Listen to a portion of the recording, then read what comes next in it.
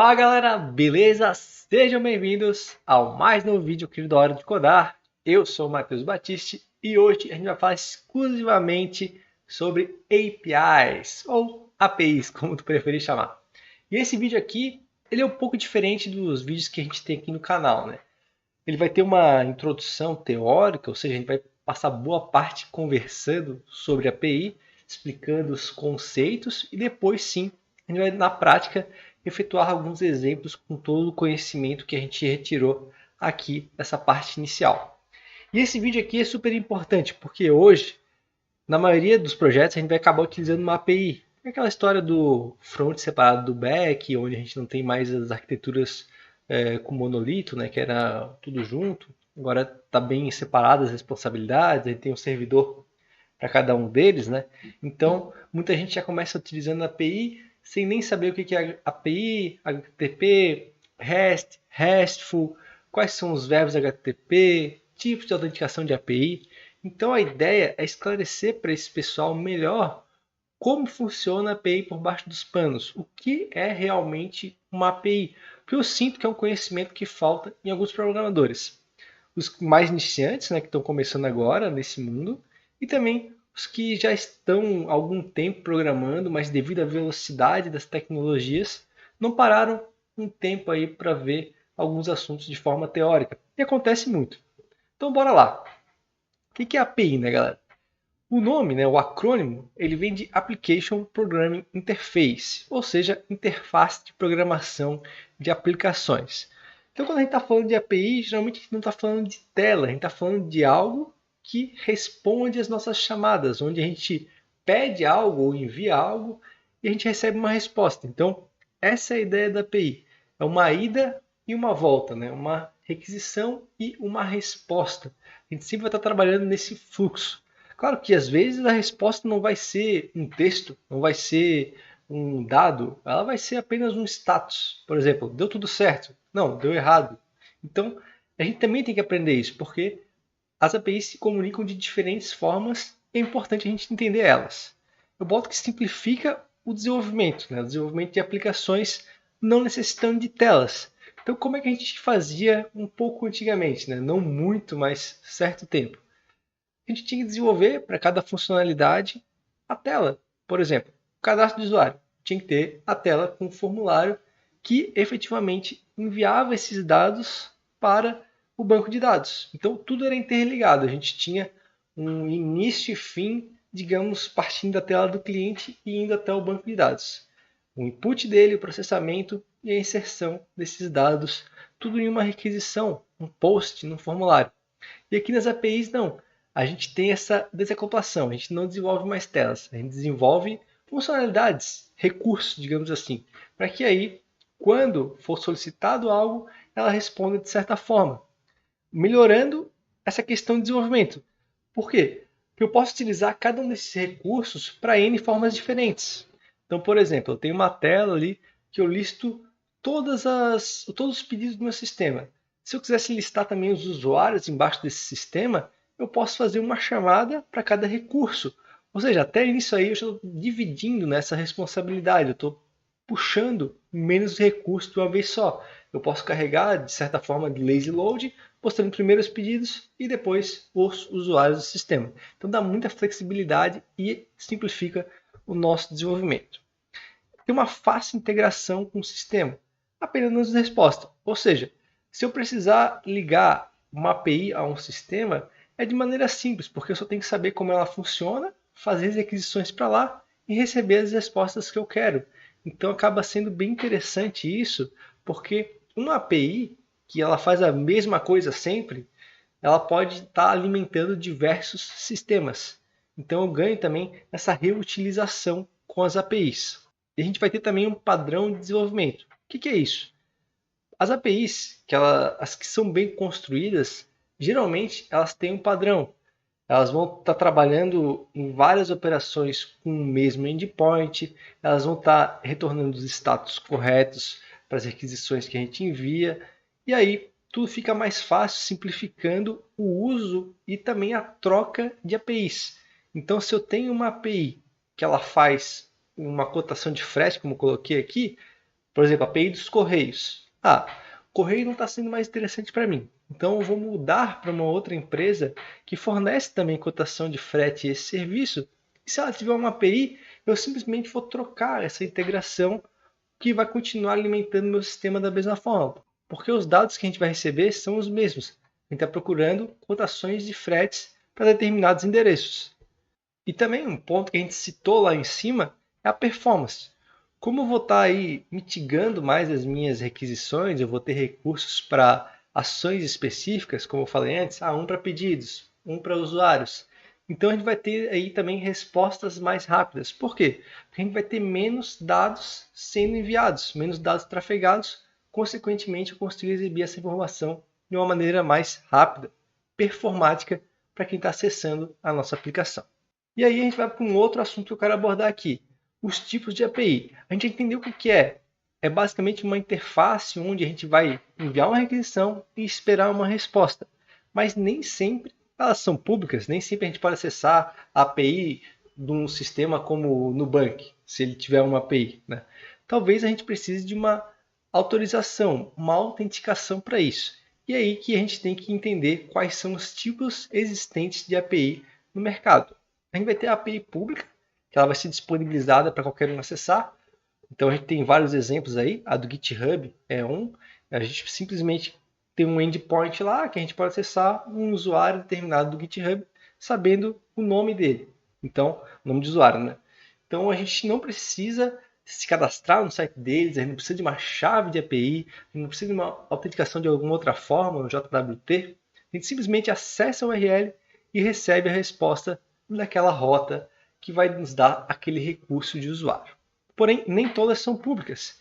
E a gente tem vários motivos para elas não serem públicas. Os principais são privacidade dos dados, ou seja, nem sempre uma empresa vai querer aí estar compartilhando os dados dela com todo mundo, certo? Porque pode ter informações sensíveis, informações que foram custosas de certa forma para eles obterem, por exemplo, se for fazer algum cálculo complexo para isso.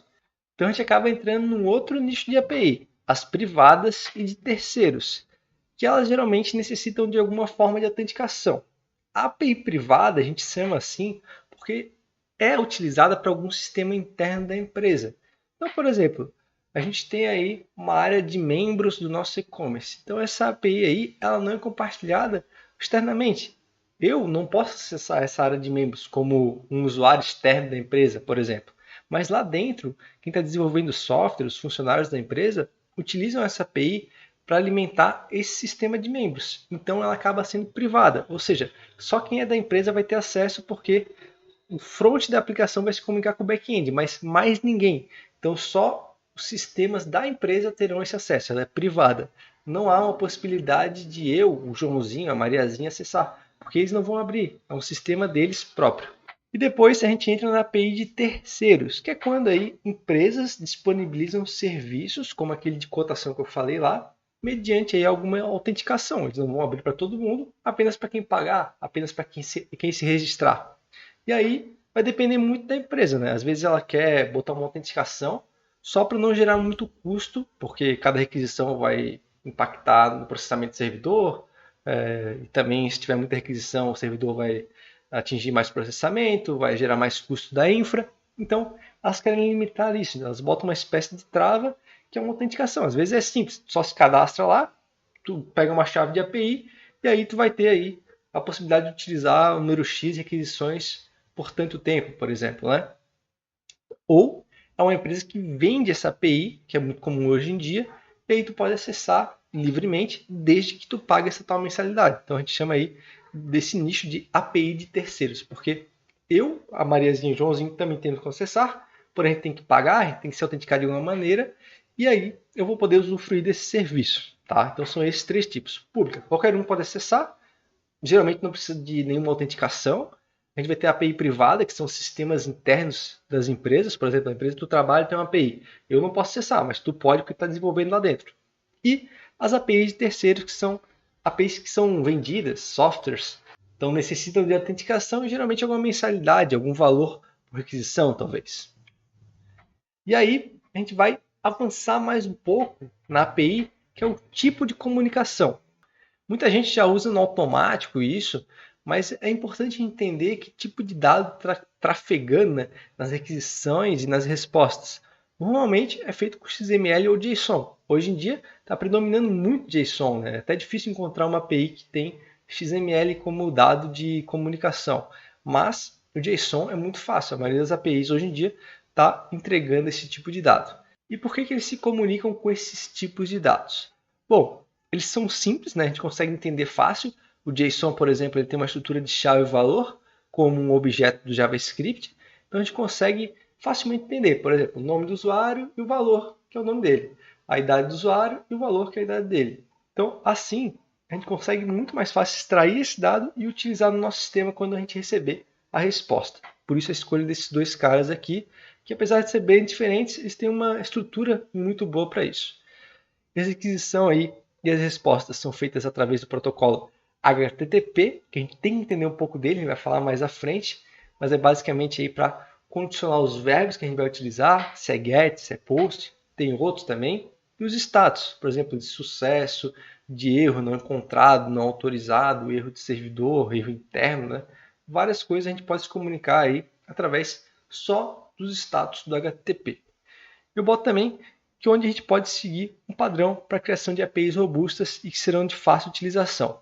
Ou seja, se a gente segue convenções que já estão sendo aplicadas no mercado, mais gente consegue integrar de forma fácil na nossa API e também a gente consegue distribuir, digamos assim, a nossa API para outras pessoas. Porque quem faz uma API, se ela é daquele tipo de terceiros ou pública, quer que as pessoas utilizem. Então, seguindo convenções, a gente consegue atingir esse objetivo de uma forma muito fácil. E até, quem sabe, cobrar por um serviço desses aí. Então, por isso que a gente tem que se atentar, né, ao que o mercado está direcionado. E aí, agora, galera, a gente avança nesse outro assunto, que são aí os verbos do HTTP. O que acontece? Quando a gente vê uma requisição, geralmente a gente manda para alguma URL, né, que em API a gente chama de endpoint. A gente vai falar sobre isso depois. Só que as APIs costumam ser simplistas nisso. A gente não tem uma URL, por exemplo, para pegar um usuário, para adicionar um usuário, para deletar um usuário. Geralmente, a gente vai estar utilizando o mesmo endpoint de forma simplificada, por exemplo, /users, e aí a gente vai mudar o verbo que a gente está mandando a requisição e o servidor vai conseguir processar essa requisição como diferente. Então, se a gente envia get uma coisa, se a gente envia post outra. E aí, ele vai fazer com base nos dados que a gente enviou, o que solicitou, a nossa resposta, o processamento dele e a nossa resposta. Então, aqui eu tenho alguns exemplos. Por exemplo, se a gente manda requisições com get, a gente está aí querendo pegar alguma coisa, resgatar, né? Por exemplo, pegar todos os usuários, pegar um usuário específico. A gente vai trabalhar com o verbo get. Post, quando eu quero enviar alguma coisa, geralmente quando eu estou querendo adicionar alguma coisa ao servidor, adicionar um usuário, por exemplo, então a gente vai estar utilizando o verbo post. Delete, eu estou querendo remover algo, então eu estou explicitamente declarando isso. Então eu quero remover um usuário, um registro. Put, quando eu quero atualizar completamente um registro, né? Então percebam que isso aqui também vai de encontro com o CRUD, né? Create, Read, Update, Delete, que a gente sabe muito bem lá do banco de dados, né? E o patch, que é o último verbo, que é uma atualização parcial. Então a gente pode enviar, em vez de nome, e-mail, senha do usuário, a gente envia só a modificação do nome e só substitui esse dado lá no banco, né? Então a gente tem aí esses que são os mais famosos, a gente tem outros verbos, tá? E quero deixar uma dica para você, eu vou falar disso mais adiante, mas eu escrevi um artigo super completo para servir como roteiro desse vídeo, falando tudo sobre a API também. Ele está aqui na descrição, tu pode acessar e ler sobre os outros verbos importantes também do HTTP, tá? E agora, galera, a gente vai falar sobre o endpoint. A gente já falou dos verbos, mas a gente não comentou como a gente vai condicionar esse verbo a uma requisição. Basicamente, o endpoint, né, é que TI tem entre essas coisas, sempre falo isso, tem vários nomes para a mesma coisa. Então, o endpoint é a URL. Quando a gente fala, vamos acessar tal endpoint, ele está acessando uma URL da API que vai nos fornecer uma resposta baseada nesse endpoint, nessa URL que a gente acessa, tá? Um exemplo, se a gente manda aí para /users, /1, que é o ID, né? Geralmente a gente pode colocar parâmetro através da URL, como a gente vê muito também em aplicações que a gente acessa, né? Tem parâmetros na URL. A gente manda para essa requisição um verbo get. Então eu estou dizendo aqui que eu quero pegar o usuário, ou resgatar o usuário com o ID número 1 do banco, tá? Se eu mandasse agora com um delete aqui, ele estaria entendendo que eu quero remover esse usuário do banco. Então, o verbo, ele também determina o que a gente vai fazer lá na API. Eu boto aqui, obviamente, acompanhado do domínio da API, né? Esse barra users barra 1 não representa nada se não tiver um domínio aqui antes. Pode ser o IP do servidor, pode ser um domínio mesmo que a empresa colocou para acessar a API. Isso depende muito do projeto. Às vezes o projeto interno é só um domínio que acessa o servidor e a gente acessa aí os endpoints da API. Eu boto aqui que mesmo os endpoints com verbos diferentes podem ter resultados diferentes. Então esse aqui que eu estava falando antes, a gente vai ter o mesmo endpoint barra users barra 1, só que mudando o verbo, eu vou ter um resultado completamente diferente dessa requisição. Isso é muito importante entender que é um padrão super utilizado, que é o que eu falei antes. Se eu dou um get, eu quero pegar. Se eu dou um put, eu quero atualizar. Se eu dou um patch, eu quero atualizar. Se eu dou um delete, eu quero remover, deletar esse usuário, beleza? Então tenham isso em mente que vocês vão ver muito trabalhando com essas aplicações aí, geralmente com front separado do back, né? Que acessa alguma API. Eu boto também que essa é uma das técnicas para reduzir a complexidade e aplicar o padrão REST, tá? Então, o REST a gente vai falar daqui a pouco, mas é um conceito para aplicar em arquiteturas de API, deixar ela padronizada, digamos assim, para pessoas conseguirem utilizar de forma mais fácil e a gente também conseguir desenvolver da manutenção de forma mais fácil também. Então, vamos ao próximo tópico, que é o REST, né? O que é esse REST aqui? É um padrão, um conceito de arquitetura ligados a APIs e ao protocolo HTTP. Então, basicamente, são algumas convenções que a gente vai seguir e vai deixar a nossa API RESTful. Ou seja, a gente tem 6 partes, 6 conceitos, como eu prefiro chamar, que se a gente seguir todos eles, a nossa API é considerada RESTful. Então, mesmo que a gente não consiga seguir todos eles, a gente tem que seguir o máximo possível para a gente conseguir deixar a nossa API bem organizada, bem estruturada, com um alicerce bom que vai aí deixar ela com uma fácil atualização e uma fácil extensão, né? Que a gente consiga desenvolver em cima dela e continuar esse sistema. Eu boto aqui quais são esses conceitos: uniformidade, desacoplação, stateless, cache, arquitetura de camadas e code on demand. Bota aqui uma observação, tá? Para tu ver o artigo completo na descrição. Aqui eu só vou dar um resumo sobre eles e lá nesse artigo eu coloquei mais outros tópicos, tá? Que se eu colocasse aqui esse vídeo ia passar de 1 hora tranquilo. E também expliquei detalhadamente como aplicar esses caras aqui. Então dá uma olhada lá que vale a pena no nosso blog, tá? A uniformidade ela prega que todas as requisições, elas vindo de locais diferentes, se elas forem para o mesmo endpoint, né? Então barra users barra 1, elas têm que receber a mesma resposta. Então várias requisições de aplicações diferentes, se elas acessarem o mesmo endpoint, elas precisam receber a mesma resposta, tá? E a gente acaba achando muito óbvio, né, falar disso, mas acontece, tá, galera? Então, parece ser besta assim, mas existe aplicações que acessam o mesmo recurso da API e recebem resposta diferente. Então, a gente tem que sempre mandar a mesma resposta, independente do local ou de que aplicação veio a requisição. A gente vai ter a desacoplação, que prega que a API deve ser independente do cliente, ou seja, a gente não pode ter uma API que ela vai responder exatamente para aquele front-end. Isso não faz sentido. A API tem que receber uma requisição e enviar uma resposta, né? Isso liga um pouco com a uniformidade, independente do sistema dela. Então, se eu quero puxar todos os usuários, a resposta tem que me fornecer exatamente isso. A gente não pode unir uma aplicação de front-end com os resultados da API, conciliar isso de alguma forma. Tem que estar desacoplado, beleza? Stateless, a requisição é única, ela não tem também ligação com a API, cada requisição vai ser uma requisição independente e se a gente quer salvar alguma informação de alguma maneira, ela tem que ficar a cargo da aplicação que solicitou essa requisição. E depois a gente tem o cache, que prega que as requisições precisam, ou é melhor, né, que a gente crie uma forma de cachear para que se a gente tenha 1000 requisições na mesma rota, a gente não precisa fazer o mesmo processo no banco 1000 vezes, né? Ela consiga dar essa resposta rápida para todas as outras 999, para que a gente consiga aí gerar performance também na nossa API. Criar um sistema de cache para responder requisições diferentes com a mesma resposta.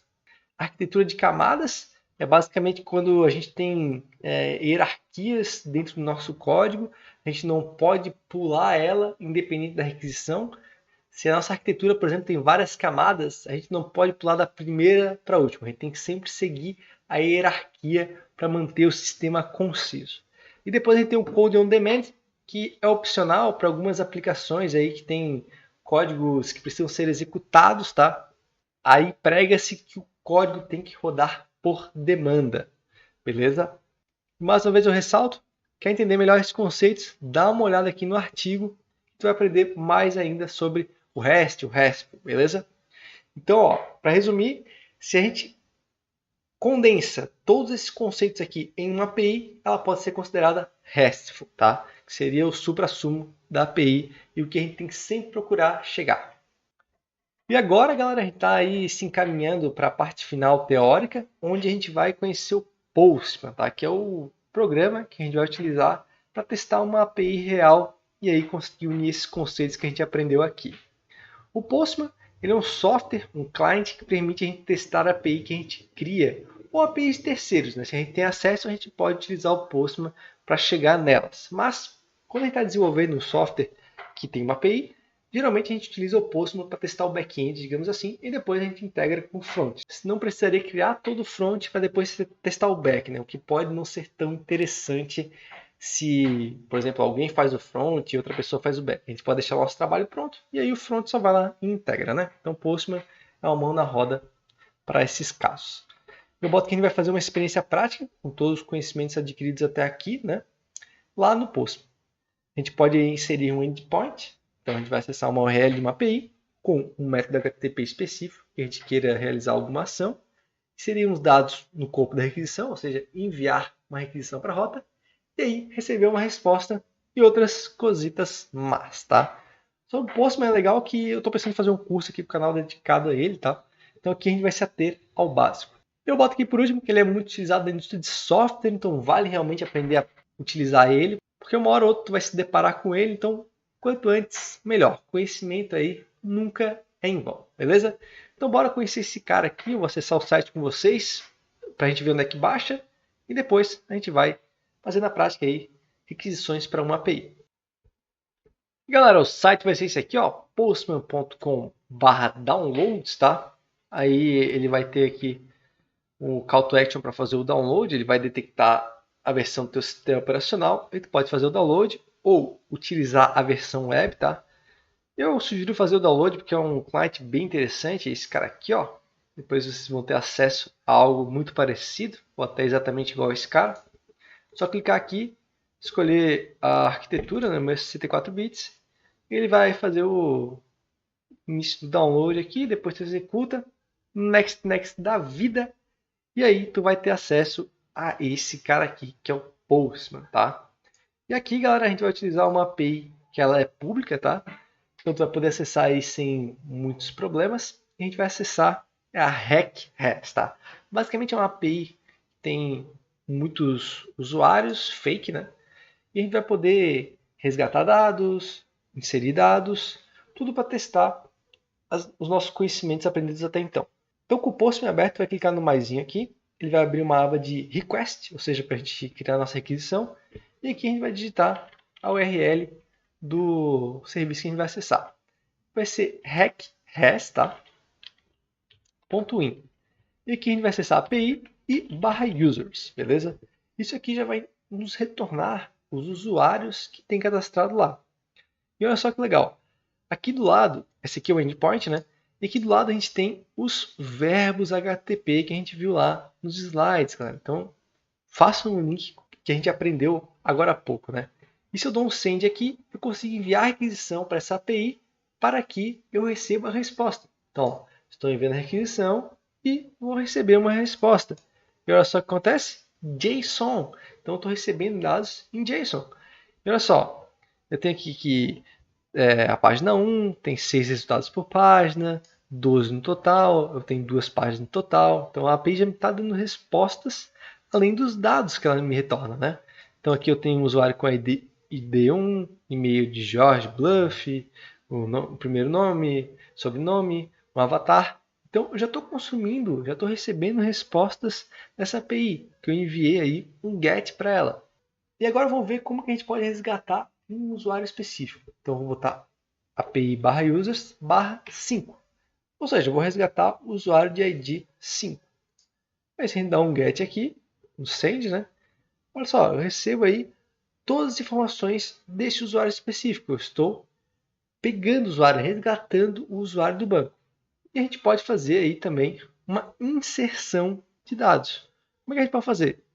Vou mudar o verbo para o post, né, porque a gente está enviando. A gente vai enviar para o endpoint /users.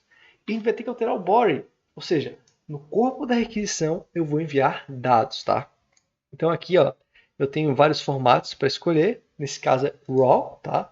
E aqui a gente bota JSON, porque a gente está se comunicando JSON. Né? A gente está recebendo a resposta em JSON, então a gente tem que enviar JSON. Aí aqui como é que a gente escreve um JSON válido?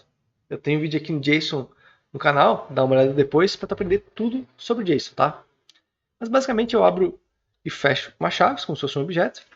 Eu tenho que colocar o nome da chave entre aspas. Então vou botar aqui name, né? Ou melhor, first name, né? Que era como foi cadastrado aqui o usuário. Né? E aqui eu vou botar dois pontos, Matheus. Vou botar last name, Batiste. E vou enviar o e-mail também. E-mail mateus.batiste@email.com, tá? Então olha só, como são dados de texto, strings, a gente também bota entre aspas, separamos os dados por vírgula, o JSON não aceita uma vírgula no último dado, tá? Esse aqui é um erro, a gente pode botar vírgula até eu ter mais algum dado. A gente também tem que separar os dados por dois pontos, como nos objetos, e aqui eu tenho um JSON válido. Vamos ver se eu consigo fazer essa requisição. Vou dar um send, lembrando que tem que alterar o verbo para post, o endpoint para /users e mudar o body. Ó, send, e aí, olha que legal. Como resposta, eu recebo o usuário que eu cadastrei. Aí ele me manda o ID, porque eles geram o ID, né, já que o usuário foi cadastrado, e o ID geralmente é a chave primária, tem alto incremento, então ele gerou esse ID 840. Ele me mandou o horário que foi criado, que algumas aplicações têm esse recurso, e tudo mais. Eu consegui fazer o request de post nessa API, e ele foi realmente efetuado. Eu recebi um status aqui ó, de 201, vejam, que a requisição foi correta, né? E resultou em algo sendo criado, entenderam? Então, tudo isso faz parte aí do aprendizado de API que a gente também viu.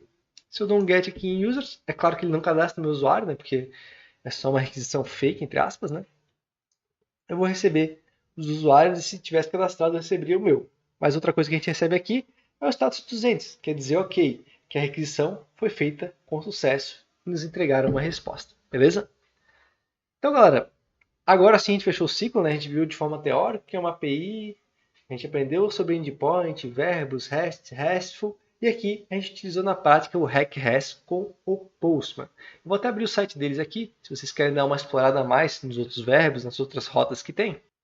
É só acessar o recrest.in, tá, galera? E aqui embaixo, ó, ele vai ensinando como usar. Aí tu pode estar clicando nas requisições, tu tem aqui um exemplo, a resposta vai receber, os resultados e tudo mais, tá? Então, é bem interessante para quem quer aprender mais ainda sobre a API e dar uma explorada aqui nas outras possibilidades que o RecREST nos proporciona. Bem legal esse servicinho aí gratuito que eles têm. Então, galera, sobre a API, queria falar com vocês aí, era isso, tá? Uma breve introdução, mais puxada para teoria, porque eu acredito que realmente complementa muito o aprendizado, né, do programador, conhecer esse recurso que ele vai utilizar tanto, também de forma teórica, não só de forma prática.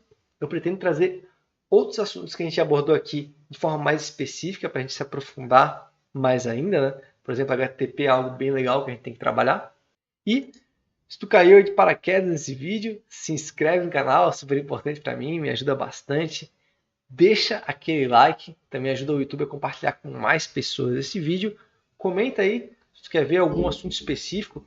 Eu vou responder teu comentário, vou anotar tua sugestão. Eu sempre costumo fazer vídeos do que as pessoas sugerem aqui.